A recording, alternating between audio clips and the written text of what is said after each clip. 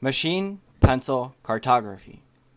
Out of youthful optimism, I have always dreamed that I was capable of doing anything, that I was capable of designing and building anything, and that someday I could be as successful as some of our world's already prolific automobile manufacturers.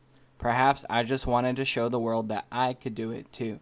As a result, I have always been interested in working on cars, and I have even tried my own hand in automobile design engineering. My reported experiences have led me to understand the following things.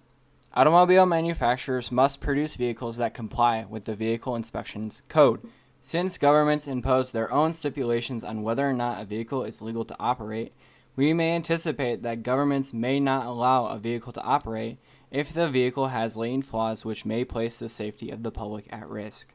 The Vehicle Code will determine whether or not a vehicle is street legal, and therefore the Vehicle Code is something that is especially impactful to the automobile industry. Since automobile manufacturers are chiefly concerned with their products being legal to operate, therefore an automobile designer will take interest in pervasive aspects of their vehicle's performance, which will diverge from the interests of popular culture, and we should expect that a seasoned automobile designer may find fascination when discussing more subtle aspects of their designs. This article was intended to express the crucially vital significance of some of the more pervasive aspects of vehicle performance, to illustrate that a vehicle designer's responsibilities go beyond creating a car that is efficient to operate, and that the designer's responsibilities include creating a car that is safe to operate. When reviewing what the International Maritime Organization has to say about this, they have discussed whether or not a boat was seaworthy. What this means is that before departing for a transoceanic voyage, what is expected to be a long-distance and demanding voyage, the sailor is responsible for examining their vessel to estimate whether or not their ship was a seaworthy vessel.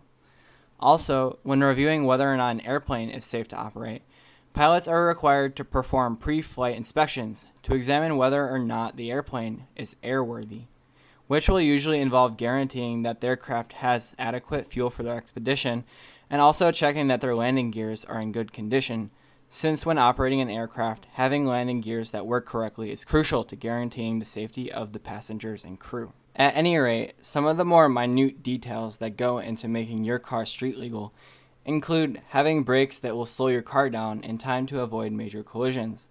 You can imagine how having quality brakes is not the most glorious aspect of automobile performance, and that having quality brakes is not going to make you the most popular guy at the car show.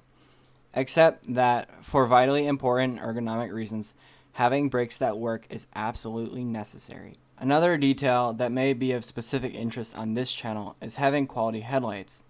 I have proudly remarked that, as a navigational channel, I often discuss the nuances of navigating at night. In my video about nighttime orienteering, I recommended that people are equipped with flashlights. When we drive our cars at night, we are actually performing a task that is parallel to nighttime orienteering, and we may remark about the similarities between these tasks.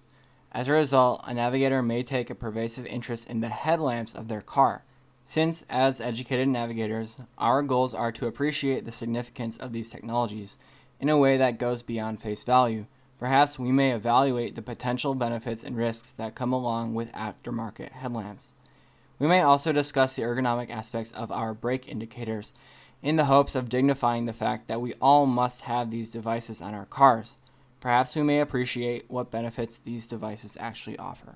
When embarking on a long-distance expedition, whether it be a transcontinental or transoceanic voyage, it is one responsibility for an expert navigator that they should examine their navigational vessel and appraise whether or not their vessel is capable and worthy of the voyage that they have planned. According to legend, the responsibility of being an adequately insured navigator is a responsibility that you are expected to perform before departure at the brink of the expedition, which is why this is called action at the brink. Thanks guys, this has been Machine Pencil Cartography, signing out.